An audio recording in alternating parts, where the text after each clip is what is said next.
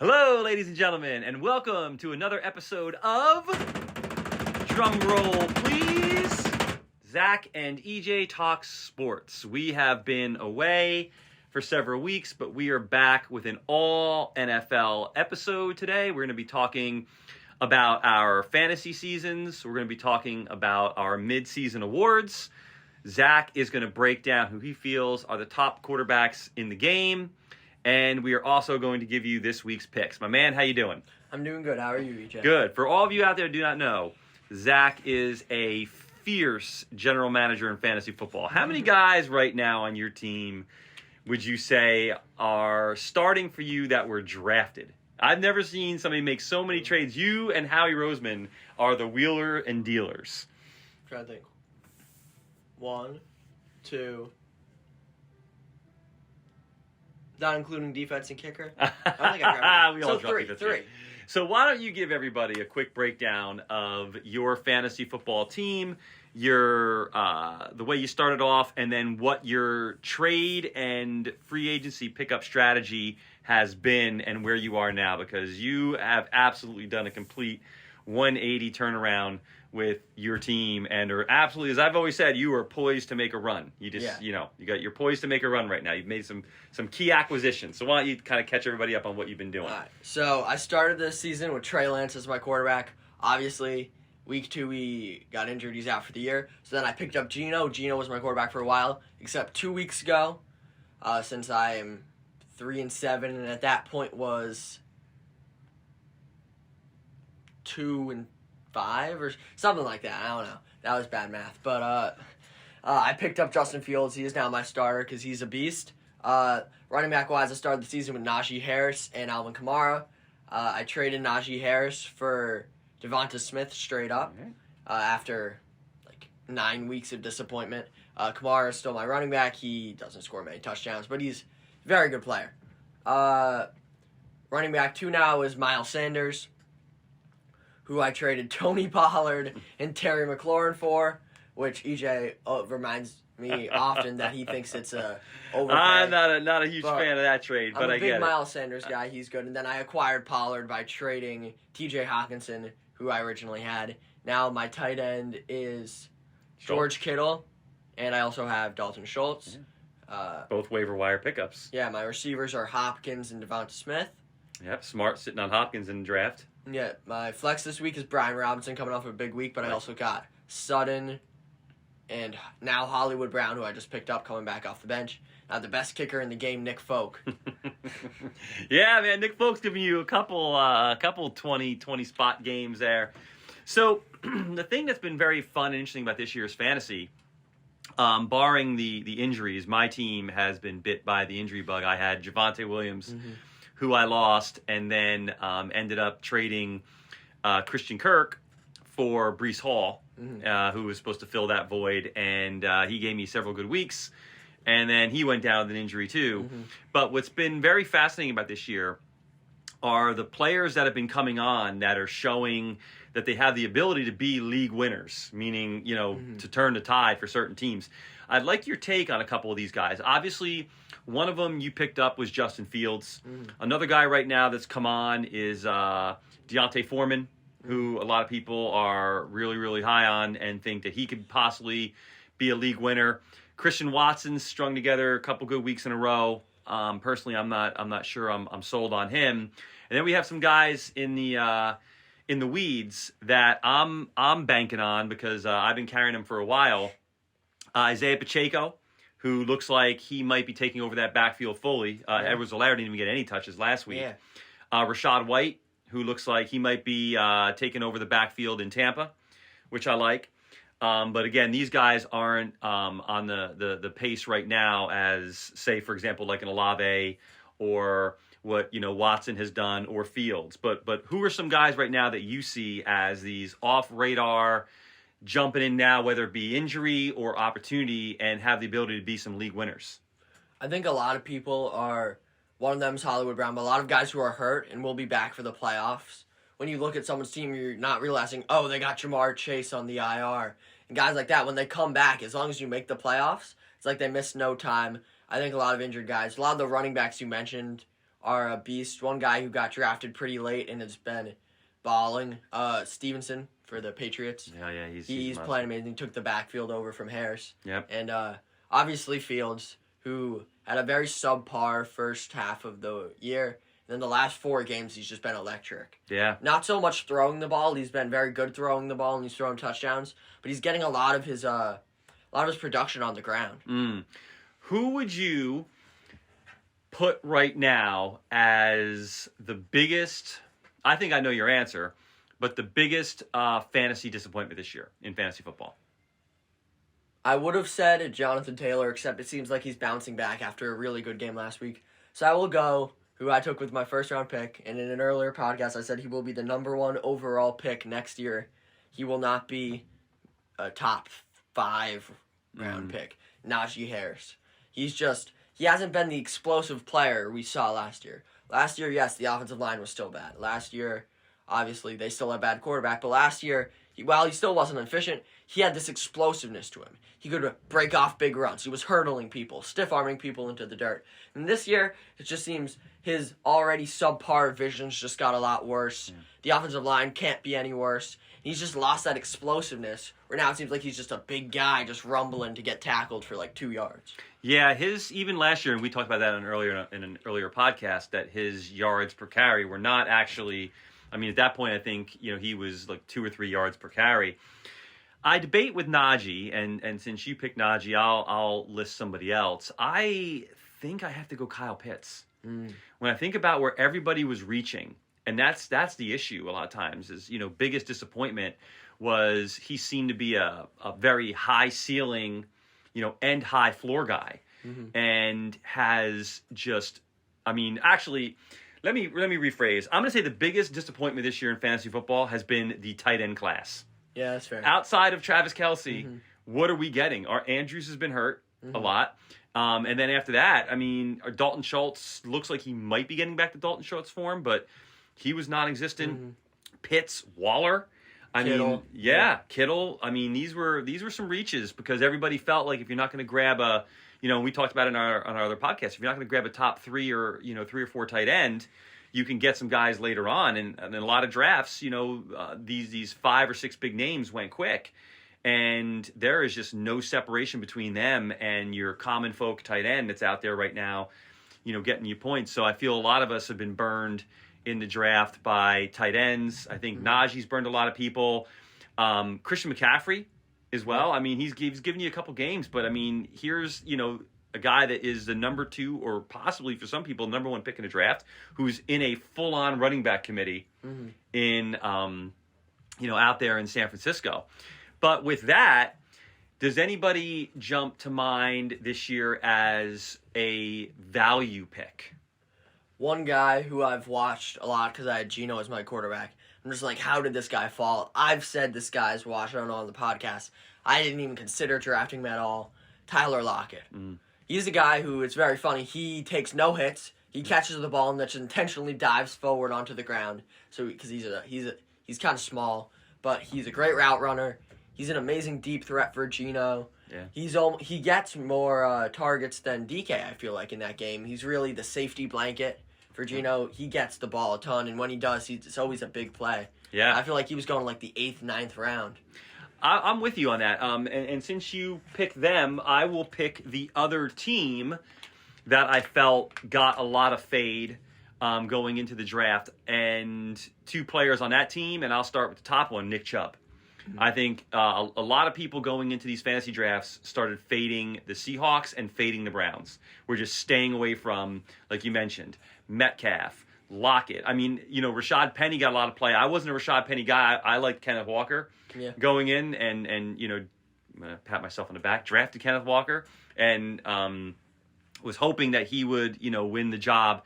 I didn't need him to be a starter for me. But the Browns, I like most people passed on Nick Chubb, and Amari Cooper was not even on my radar. Not that he's lighting the world on fire, but he's had a solid fantasy season. Nick Chubb has had a great fantasy season. Yeah. So those are the 2 teams: Metcalf, Lockett, and I feel like Chubb and Cooper have been guys that got a lot of fade going in, and now are proven to be some value picks. So with that said, let's transition away from our fantasy football and let's move to the actual NFL. And why don't you give me your mid-season performance awards? We'll work our way up to MVP. So let's start with the award that gets the least publicity, not really count for that much. Let's go with Comeback Player of the Year. Comeback Player of the Year. But we were talking about this the other day. It's actually a very interesting race because you have some good contenders. You got Geno Smith, who went from being essentially an NFL nobody to being an MVP contender. Saquon coming back from a few seasons of being injured and not playing as well and being one of the better running backs in the league. Then you got Nick Bosa, similar thing, was hurt last year, came back, played great. Then you got Brian Robinson, who is not on the same level of play as those guys. Right. But he got shot twice and came back about 5 weeks later. And he would be my runner-up, but I am taking Geno Smith.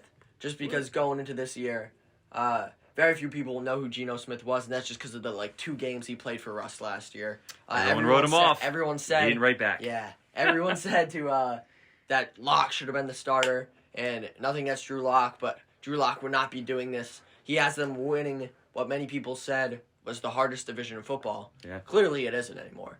And he's playing great. He's playing smart, but he's not just throwing checkdowns. He's made some highlight plays as well. I'm gonna take Geno. I'm a fan of Geno.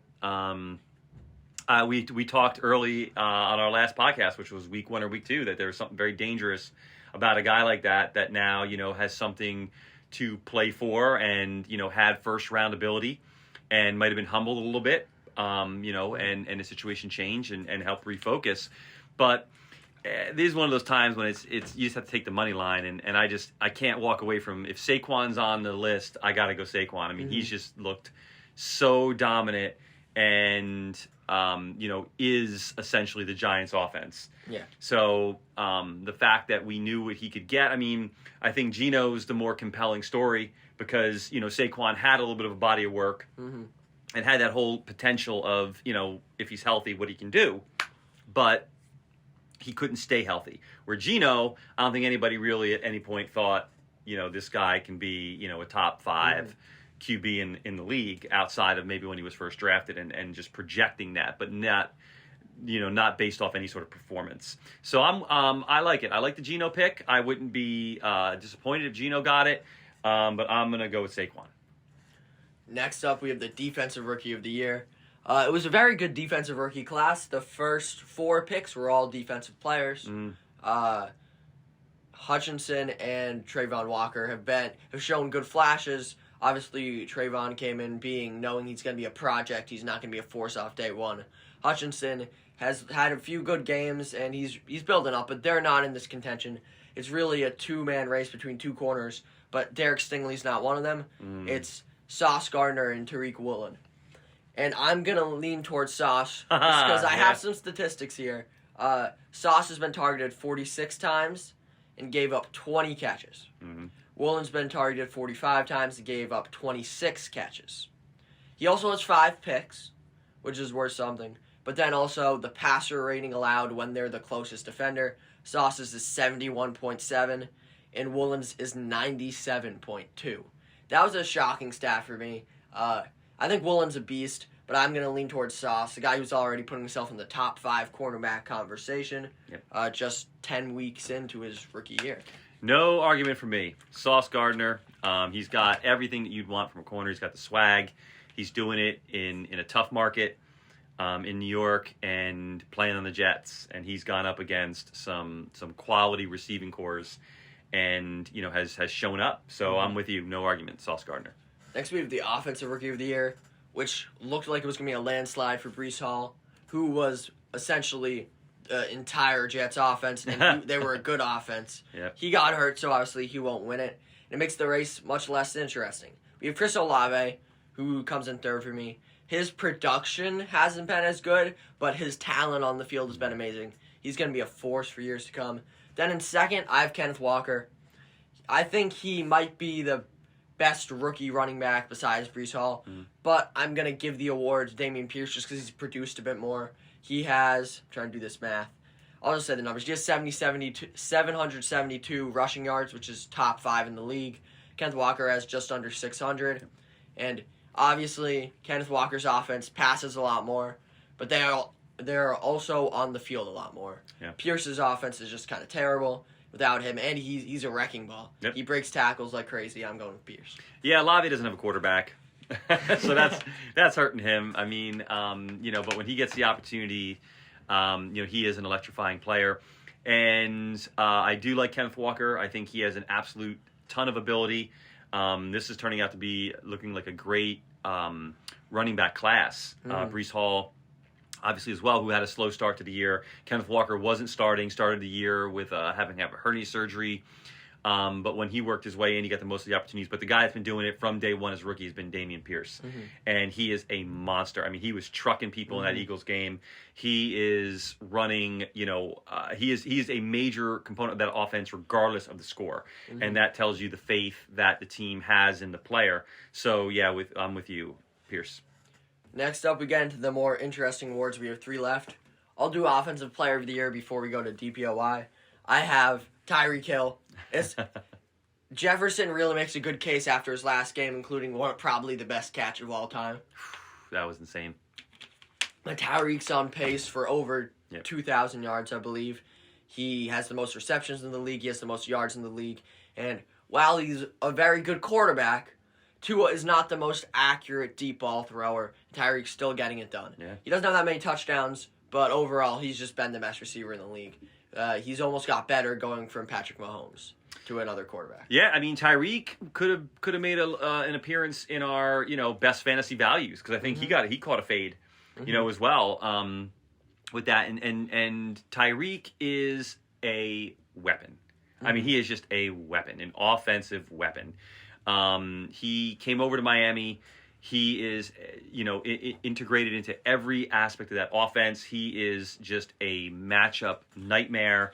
And being a Dolphins fan myself and not being the biggest Tua guy, and still, remaining there, I think Tua excels at running the RPO. Tua's a point guard, is what he is. He's not. Yeah. He's not, to me, your typical put the game on the guy's shoulders, have him drop back, read through 4 or 5 different progressions. He's Steve Nash. Right. He's out there, he's facilitating, and he's moving the ball, and he's getting it, to where he needs to get it. If you look at the windows Tua has to throw into, he's throwing into college-like windows. He's not having to fit this ball all the time into small, super tight spaces. However, he has shown with his accuracy in the short ball and intermediate ball that he can make those throws. I don't want to sit here and speak, just unfairly negative about somebody that's probably in the MVP talk for most people. But, when you watch the Dolphins play and you look at the scheme of McDaniels, you look at what Waddle and Hill do to a defense, and then you look at the fact that he has 2 running backs, McDaniels, from an offense that he knows well now. He has Wilson and he has Mostert. And these guys are just monsters with carrying the ball. That Tua is, he has a stock covered, but Hill is really the engine. In my opinion, if you talk about a Dolphin being in the MVP category, it should be Hill. Hill's a monster. So I can't sit here and put anybody else against him for his offensive play of the year, especially given the records he's on pace to smash. Justin Jefferson has had, I think, the flash and some moments, but he has had some games, too, where he's been non-existent. Hill has basically been a factor in every game he's played. Every game's 100 yards. And it's not who's the better player, it's who's had the better year. Right. Let's get into Defensive Player of the Year, where it's a close race, which was not like everyone's been amazing. These 5 people have been amazing, but it's not like they've been blowing the roof off. It's a steady defensive year. I'm just going to mention 3 guys before I get into the 2 guys I really consider. You got Myles Garrett, every year, just a great player. Pat Surtain, who's taken over probably the top 1 cornerback spot. He's locked down. And Nick Bosa, already mentioned him, he's having a great year. Then I really wanted to give it to Matthew Judon, because I'm a Patriots fan. He has 12 sacks, leads the league. But I had to give it to the best defensive player in the league, who's also, I forgot about Aaron Donald for a sec. One of the top 2 defensive player in the league, who's had a very good year, and I had to dive into some advanced statistics to show how good he is. We got Micah Parsons. He has 8 sacks. He's just generation's Lawrence Taylor. He has 2 forced fumbles. He has 24 solo tackles. Yeah. And then this is the advanced statistic. He has a 90.7 PFF grade, which really just shows how effective you've been on the field. That's significantly higher than Judon, and so that's why he had it. He's just a monster. Yep. If you don't know where Micah Parsons is at all times as an offensive player, you're going to get destroyed. Yeah. You got to realize where he is. You got to plan for that. Yeah, no, he's an absolute top tier defender right now. I think he's the best in the game. I think that you game plan around Micah Parsons. He's an absolute disruptor. So I'm on board. That's my vote as well. And finally, we have MVP. Oh man, I'm gonna mention some guys first. We got Derrick Henry. I was gonna mention for Offensive Player of the Year. He was also in the contention. He's bounced back from a kind of shaky year. He's just been a monster. That team has a really good record, and it's mostly because of him. And you just can't tackle him, even still. You can't. And he looks quicker than he has in past years to me. Now we have Jefferson. Already mentioned him. He's just probably the best receiver in football. You gotta have a safety over the top, or you're getting cooked. Even then, he might still just take it out of both of your hands. Yeah. What are you gonna do against him? Then I also have Tyreek contention, and then this is my final 4. I'm struggling to talk today. We have Josh Allen, who many people might have Allen winning it, but he's just throwing too many picks. right? He looks a lot more like rookie and sophomore Josh Allen than just the Then the Josh Allen we became used to knowing. He's making a ton of mistakes. And then I think we're going to keep talking about him throughout this episode. I have Tua. I am ahead of Josh Allen. That team's good. You notice when he's played, they haven't lost a game. He's the only undefeated quarterback in the league. Without him, you notice how much worse that offense was, how much worse the team was. He's not the flashy guy. He's not going to throw the 7-yard bomb, but he does what he needs to, and because of that, that's what makes him so good. And also, he is extremely, I would say, accurate. Obviously, not adulted. He's accurate in the short and mid game. Yeah, absolutely. He's a good quarterback. And then you got Geno. I really want to give it to Geno, but just compared to these top 2 guys, Geno's just not on that level. But he's leading that team to a really good record. And honestly, he looks really good. His statistics are good. He's first in the league in completion percentage. And overall, he's just having a great year. Then in second, the guy I would have picked if he hadn't lost a game to Washington. Jalen Hurts. His team still only has 1 loss. He went from being a fantasy quarterback to being an NFL quarterback. Right. He's getting it done on the ground still, but also his arm has improved significantly. A.J. Brown has provided a huge difference having a real wide receiver 1 out there. Then we have my MVP pick, the guy who I said Josh Allen was better than. I can't say that anymore. Patrick Mahomes. He's got better by losing Tyreek Hill, by losing a wide receiver who's in the MVP conversation. He somehow has had a better year. He leads the league in yards and passing touchdowns without Tyreek Hill, throwing it to Kelsey and really no one else. Right, committee. And he's just crazy. You watch him, it looks like, I don't know how his team has lost. Yeah. It looks like they're not going to lose the game. If I had to pick someone for the Super Bowl, I'd probably pick the Chiefs to win it, realistically, just because you can't stop Mahomes.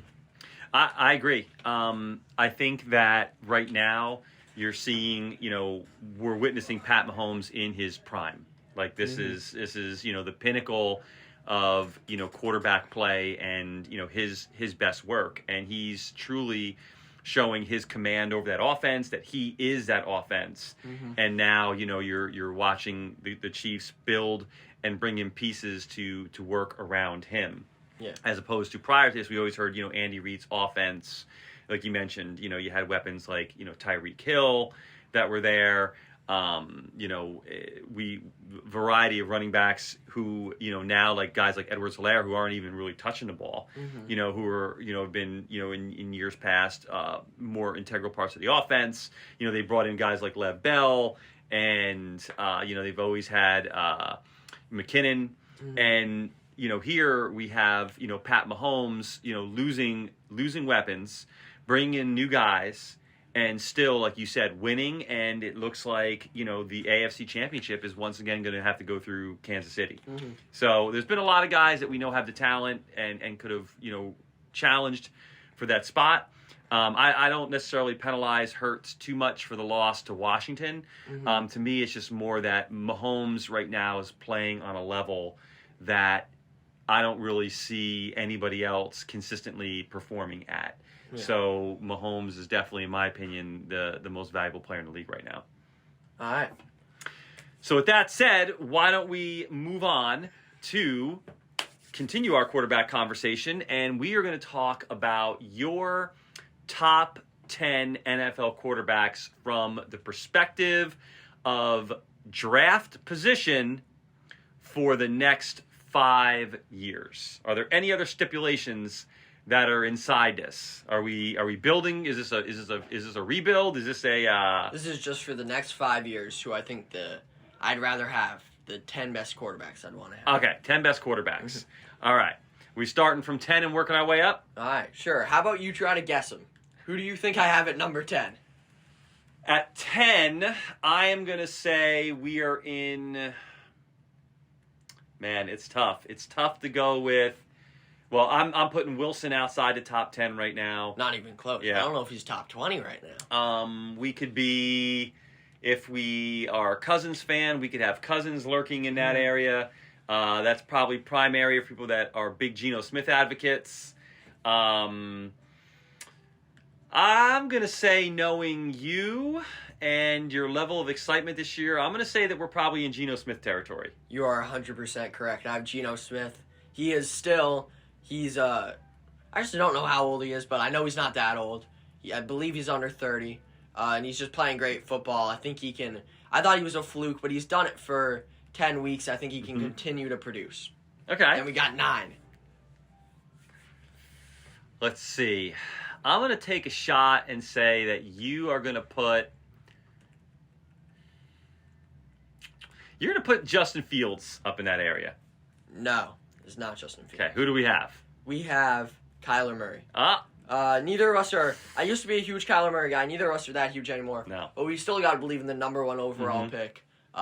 He has the leg talent. He has the arm talent. He's just got to put it all together. And I think he might never be the player he was supposed to be, top 5 in the league. But I think he can be a consistent top 10 guy. If he really focuses, starts studying film, and locks in on the game, I think he can be consistently around this range. Okay.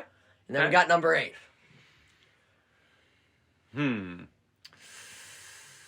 8, let's see.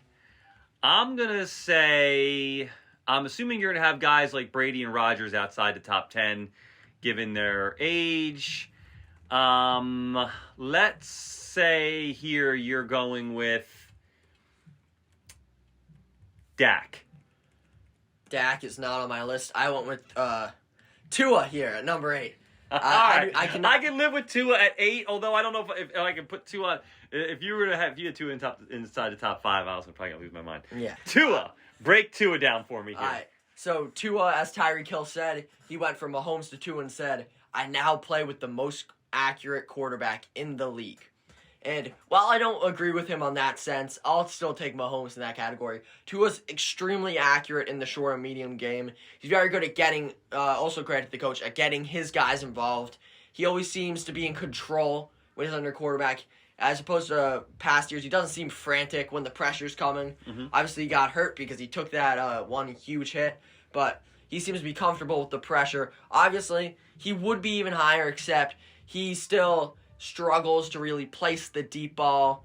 And I don't know what's always his arm strength. I think he probably has the arm strength. He just he's not great at placing where it is. So he always underthrows the deep ball. Right. But I have him at 8. I'd rather have him than these guys just because of the success he's had. Well, let me press pause on this conversation for a second, and I don't want to divert too much, but I do want to get your thoughts on this. Are the days of having conversations like we're having now, where we're talking about quarterbacks, redrafting quarterback to start your franchise, whatever it might be, are the days of what they call the prototypical quarterback gone?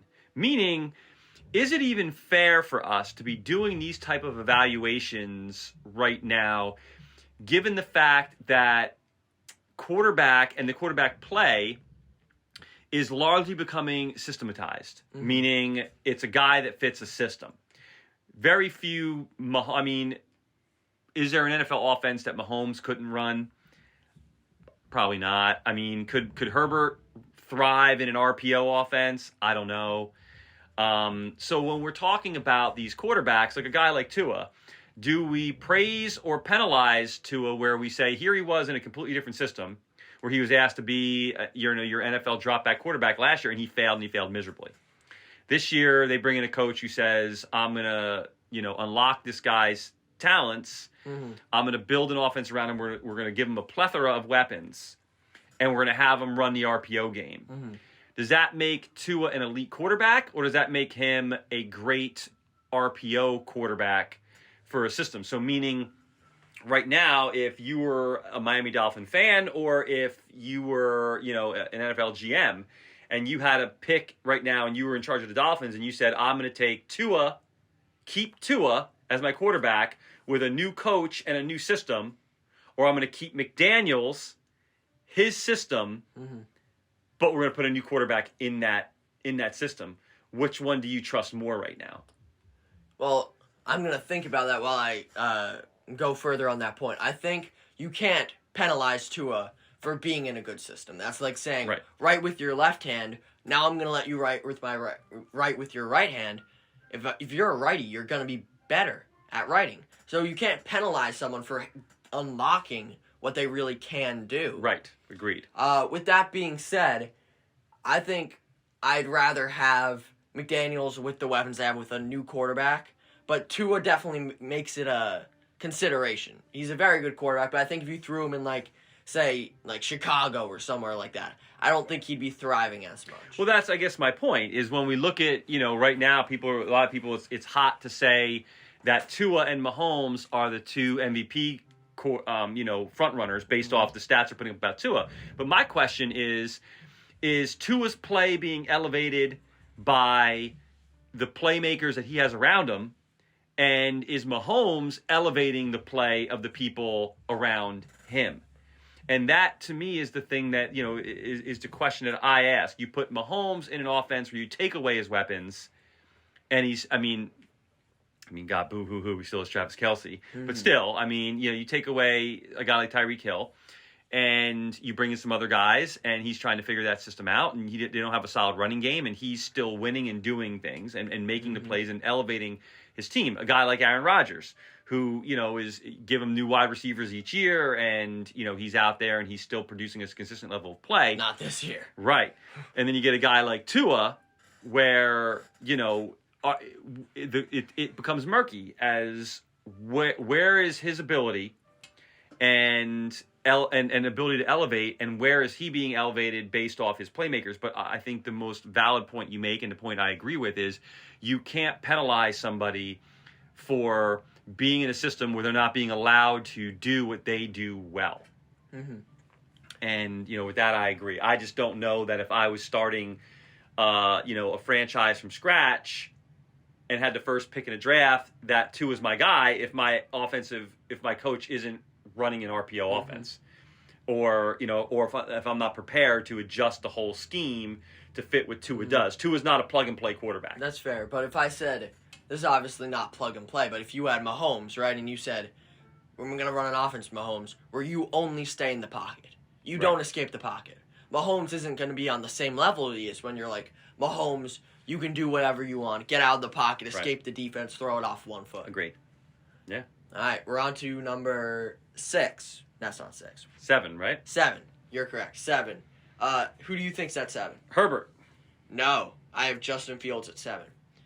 I was always a Justin Fields believer. Hot take. I like it. Going into that draft, I said Justin Fields is the best quarterback in that draft. I wanted the Patriots to take him. Through last year, that looked terrible. Matt Nagy, terrible offense. No weapons. Nothing happened. He looked atrocious. And this year, a lot of the same. Except something clicked in him. It's almost like the Tua thing. He stopped trying to play like Mahomes. Play like Josh Allen. And he played like Justin Fields. The best Justin Fields he can be. And that Justin Fields is, he can throw the ball. Mm-hmm. He has, in a way, a better arm than some other scrambling quarterbacks. I think he has a better arm than Kyler. He makes good decisions. Mm-hmm. But his real strength is his running ability. He runs like a running back. Almost like Lamar. he makes plays on the ground that some running backs couldn't make. Like his long touchdown last week, it's just impressive to watch. Yeah. And I don't know how often those quarterbacks win Super Bowls, but I think we're getting to an era where to be a great quarterback, you got to have that mobility. Maybe you don't need to run like him or Lamar, but you got to have mobility. You got to get out of the pocket. And I think he can lead them to the playoffs and some playoff wins with this play style. Even without like the amount of receivers they have, the receivers aren't great. And he's making Cole Kmet look like a top 5 tight end. He's doing all these things. Yeah, I mean, I think that there's probably a reach for Fields, but I like the fact that we have, you have some hot takes in the list. I think Fields in this situation right now could be a high ceiling and very low floor guy, meaning, he could bottom out because he's had some games where he looks like you wonder if this guy can complete a pass. He looks like Sam Darnold seeing ghosts. And exactly. But then, like you mentioned, he also, has these moments where he just absolutely takes a game over and gets hot.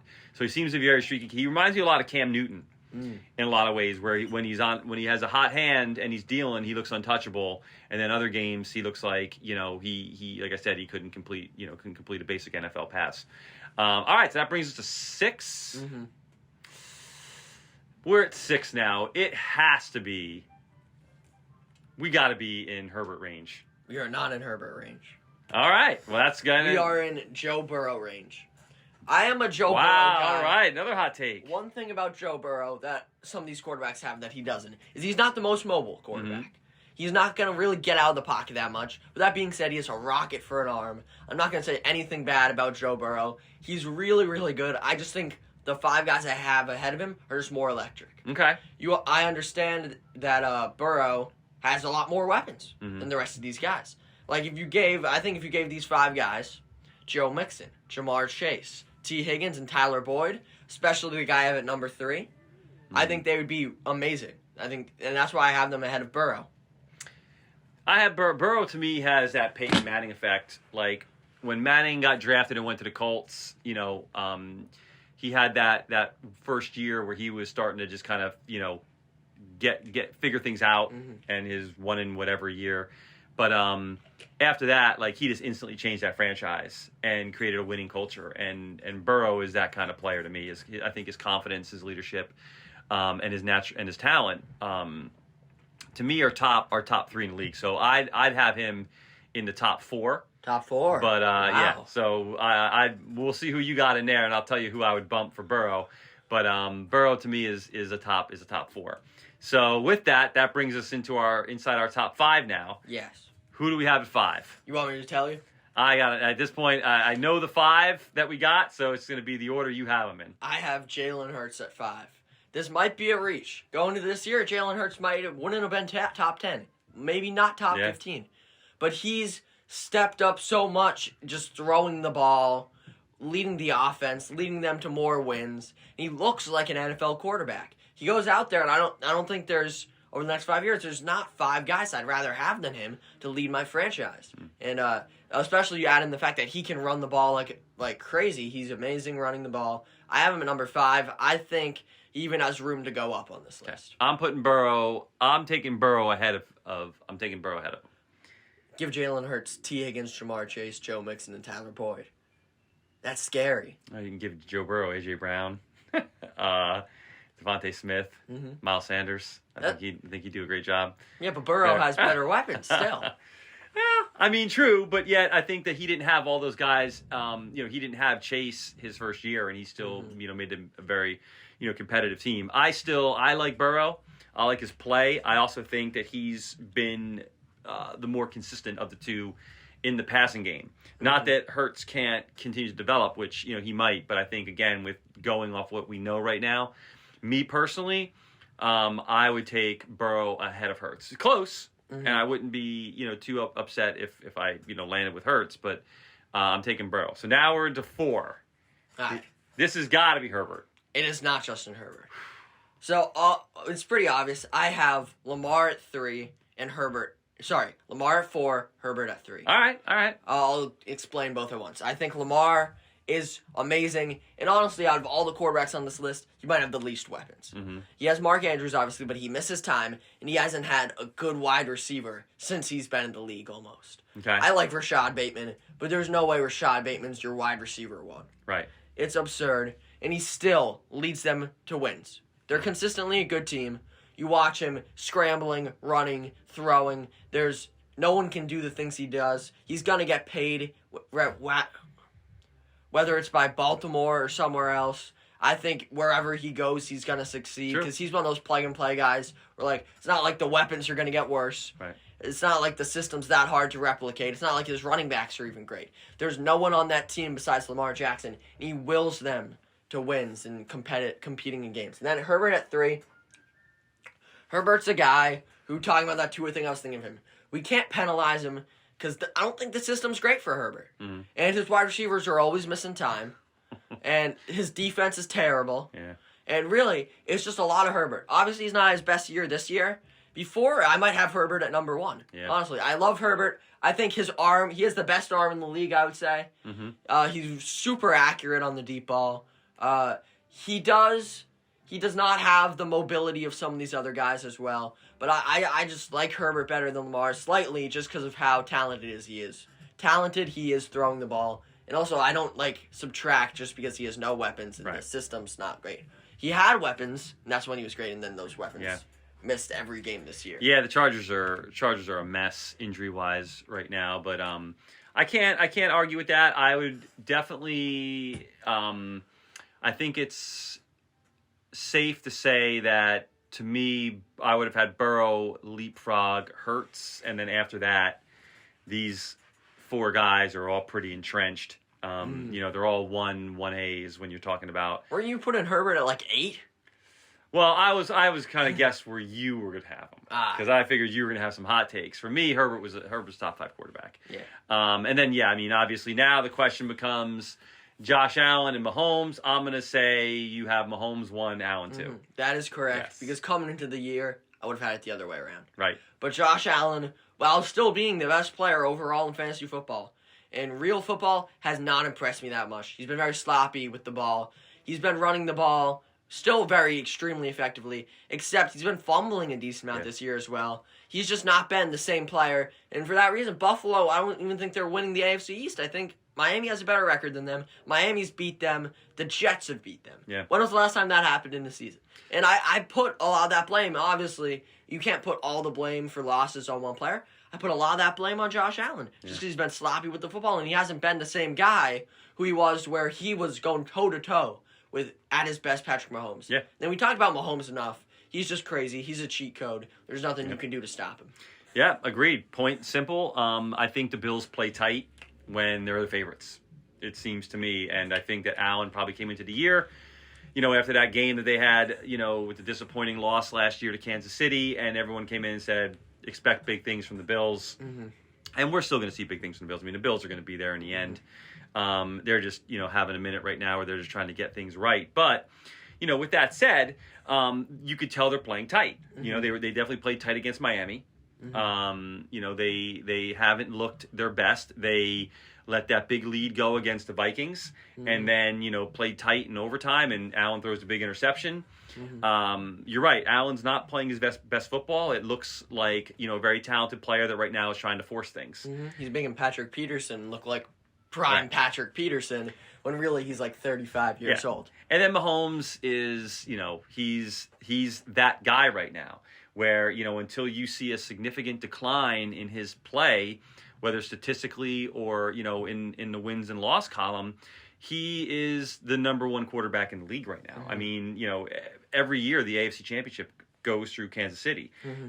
He plays at an elite level. Has already won Super Bowl under his title, or under his belt. So to me, one year or the next, hot up and comer doesn't, usurp Mahomes until, you see Mahomes' play decline. And I have not seen, and even an inkling of that yet. Which brings us to this week's games. And we're going to dive right in to a super, super sexy matchup of the Eagles and the Colts. Ooh. I mean... Even coming off a loss. I mean, I'll take the Eagles. Jeff Saturday. I mean, he won his first game. Jonathan Taylor looks like he's back. But at the end of the day, I don't think they're talented enough. I don't think they're, even not talented, they're not up and down enough. Where, like, even at their best, their ceiling is not that high, the Colts. I don't think they can beat the Eagles. I don't think it'll be a close game. Eagles, the Commanders got their attention last week because they went out and signed Ndamukong Suh to come in, and they're doing everything they can now to stop the run. So Jonathan Taylor can have a big game, based off what, Dameon Pierce has been able to do and what the Commanders were able to do last week, in tandem with Robinson and Gibson. But I think the Eagles are going to bounce back. I don't buy into the Colts, regardless of who's a quarterback and who's coaching them. Eagles. Commanders and Texans. This is another interesting one. Neither team is particularly great, but I'm going to take the team with the hot hand and the Commanders. And while I did trade him in fantasy football, Terry McLaurin's a beast. Yeah. He's electric. He makes big-time plays. You really can't guard him. And same with Taylor Heineke. He maybe doesn't put up the best statistics, but he brings an energy to this offense that Carson Wentz didn't bring. Last game he threw a good amount of yards, but he didn't throw a touchdown. But it didn't feel like that. Yeah. It felt like he had complete control of the game. He leads them to wins. So I'm going to take the Commanders. No comments from me. Commanders, it is. Browns and Bills, they got moved from Buffalo, where I guess like 5 feet of snow are about to come down, to indoors in Detroit. What do you like in this game? I mean, we were just bashing the Bills a bit. And I like picking upsets, but I don't see the Browns beating the Bills here. One common theme about teams that have beat the Bills is they either have a really, really good quarterback or a really, really good receiver. And the Browns obviously have Nick Chubb, who's very good, but they do not have either of those. I don't really believe in the Browns' overall defense that much. Obviously, Myles Garrett's great, but I'll take the Bills. Okay. I see the Bills winning this game again. Nothing that you haven't touched on or, that you can't hear out there from anyone else regarding the Bills and the Browns. And only a couple inactives for the for the Bills on defense. And they've been, playing banged up all year. But I just think at the end of the day, the Bills, are going to have too much offense for Cleveland to keep up with. I mean, Miami, did a really good job on them last week. Giants and Lions. Lions are visiting the Giants. This is a game that the Lions would win. Shock everybody. Break everyone's hearts in New York. It could be an Amon-Ra St. Brown game, which he hasn't had in a while. I think I'm still going to take the Giants, but I think it's going to be a close game. The Lions always play teams close, but I'm going to take the Giants, who's just playing great football right now. I am going to take the Lions in the upset. Really? Lions play absolutely no defense, but they can actually put points up. So this could be a fun game. They haven't put up that many points recently, though. That's true, but they had the ability to, and I do like their offense. I mean, who would have saw Jamal Williams coming out of nowhere to basically take over that backfield? But they got a lot of weapons. I think the Lions are going to upset them. That's one of my hot takes this week. We now go to two teams that have had a lot of buzz around them, and one coming off a disappointing loss, one coming off an exhilarating win. The Cowboys and the Vikings. I really like the Vikings, and I'm just going to keep probably picking the favorites almost. I'm not feeling the upsets today, I guess. So I'm going to take the Vikings. The Cowboys are a very good team, though. I think Zeke is believed to come back, which I think actually hurts the team. Because, once again, while I traded him in fantasy, this isn't fantasy, this is real life. Tony Pollard is the better back. Yeah. But Jerry Jones really likes Zeke. They're paying Zeke a lot more money. Zeke will be the running back one on that team. I think that hurts them. Dak hasn't looked in prime form yet, I would say. CeeDee Lamb's obviously a beast. But overall, I think the Vikings offense is just too much. Especially the addition of Hockenson a few weeks ago. There's just no weaknesses on that offense, so I'll take them. I agree. It's in Minnesota. That, to me, is going to be a deciding factor. Zeke is coming back.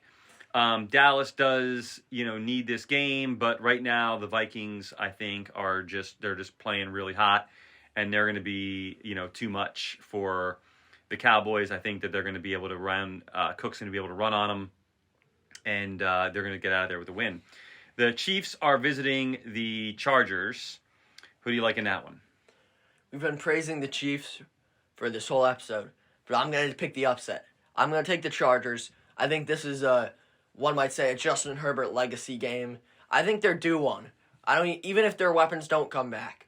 Right now, Josh Palmer and DeAndre Carter, they look really good. I think eventually this defense has to come around in a way. I mean, you got so many good players on that defense where I think they're going to contain Mahomes to about 21-ish points this week, right around there. And I think Herbert's going to get a late score for the win. Okay. I'm going with the Chiefs.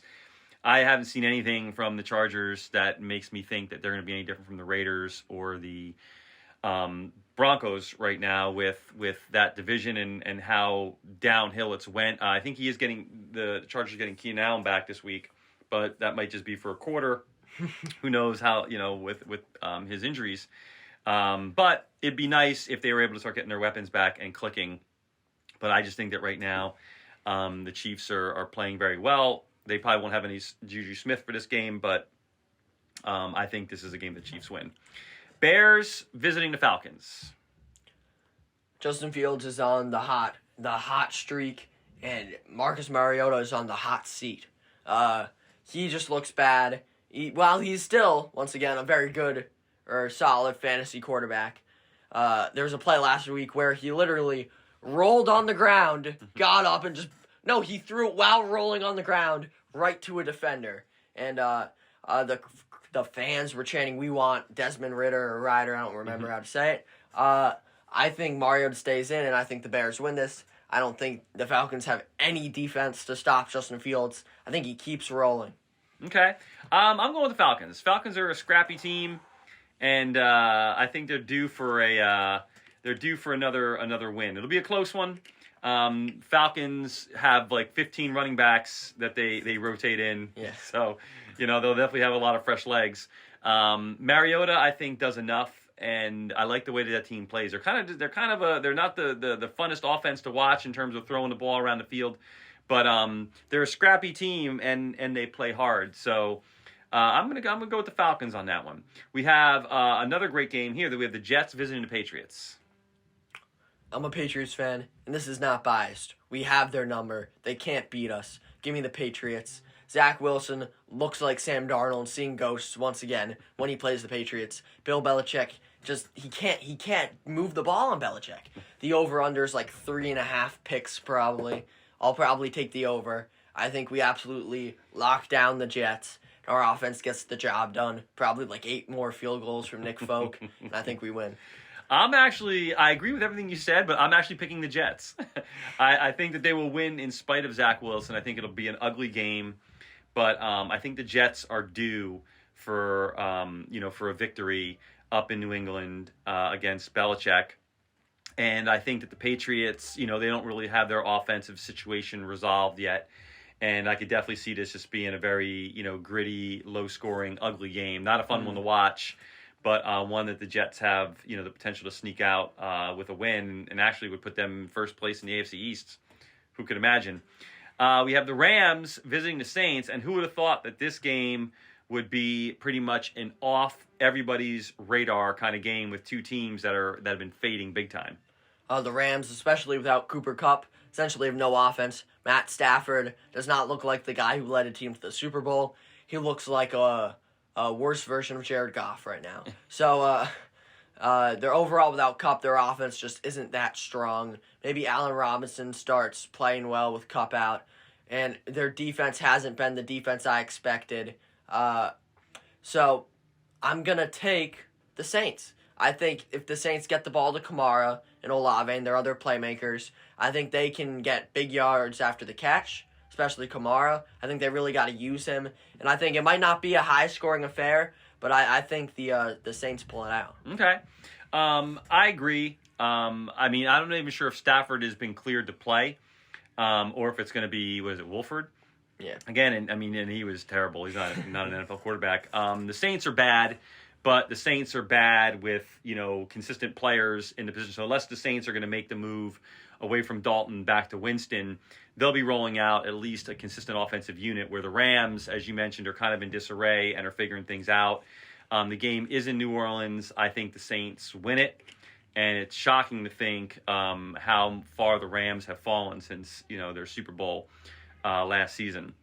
We have the Panthers visiting the Ravens. Once again, I was just praising Lamar Jackson. I think this is a game. Baker Mayfield's a starter. I'm going to go one last time. I'm going to bet on Baker Mayfield. I'm going to take the Panthers. I think it might be a game where Lamar has one of his many off games, where he's good but not the same player as he is on his best games. He throws a few picks. I think Baker will have a very good game, get the job done. Obviously, Foreman might get the job done. And is it Foreman? Yeah. Yep. Yeah, thought I said the guy from Tennessee, Hilliard. Yeah. But Foreman, they have decent receivers still. I think they get the job done. Pull it out. Okay, I'm going Ravens. It's in Baltimore. I like the matchup for the Ravens. I think they'll put points up, and I think that they're going to be capable of stopping the run, although we haven't seen a ton. Ravens' defense has been very up and down, but it looks like they're starting to put things together. We have the Raiders visiting the Broncos. The Broncos suck. There's no other way to say it. Russell Wilson's terrible, and especially with Judy out for a while probably. They don't use their receivers correctly because Cortland Sutton is a monster. They don't use him. All their running backs got hurt. Their defense isn't very good. They traded everybody. But with that being said, I think I'm going to take the Broncos. I just got to think eventually this team needs to turn it around. Mm-hmm. I think this could be a decent game to do that. And I think Russ will look, maybe not like Seahawks Russ when he led them to the Super Bowl, but he'll look fine, better than he has, and I think they'll win. Okay, I'm going with the Raiders. The Raiders have felt like they've really been taking each loss to heart, that they're fighting hard. Both teams are in complete disarray, and I feel like the Raiders are due for one, and if there's ever a chance to win, it's against the Broncos. So I'm going to go Raiders. We have the Bengals visiting the Steelers. Same thing with the Broncos, but even more for the Steelers. They're not good. Their offense is not good. TJ Watt's obviously back now, but still, I'm not sure. Who are they playing again? Bengals and Steelers. I keep forgetting the second team. The Bengals, I'm going to take the Bengals. I don't think it'll be a close one. I think this is a game where T. Higgins and Burrow, 400 yards for Burrow, 150 for T, 2 touchdowns. I think Mixon will run on them. I think it'll be a blowout. I'm going Bengals. I think they're due against the Steelers, especially considering the Steelers dealt them that loss early in the year. I think the Bengals will be looking to, exact a little revenge there. And our last game, we have the Niners visiting the Cardinals. I'm going to assume Kyler's playing this game, obviously, because he did not start the last game. CMC is such a good weapon, and the Niners have an overall great team. I'm going to take the Cardinals, though, just because if Kyler plays, I believe in the Kyler and Hopkins connection. Hopkins has been amazing since he's came back from a suspension so far this year. And Hollywood might come back this game, how much impact he will have. But I think I'll take Kyler and the Cardinals. All right, I'm going to go with the Niners. I feel that Shanahan has always done a good job in this division with taking care of, division wins. And right now, the Niners, they came off that victory against the Chargers. The Cardinals, like you mentioned, are, a little bit up and down. And I like the weapons. I think the Niners are still trying to figure out what they're going to do with Debo. He's not been having a year like I think most of us thought he would. But I think that they still have a lot of weapons. Everybody on the team is relatively healthy. Jimmy G is a fantastic game manager, and I think they're going to get out of there with a win. All right. Well, my friend, congratulations on another fantastic episode. All NFL. We will be back soon with an NBA-focused episode coming where Zach's going to kind of break down his championship picks. We'll be doing some early awards. Maybe we'll be doing a game where Zach has to fix an NBA team.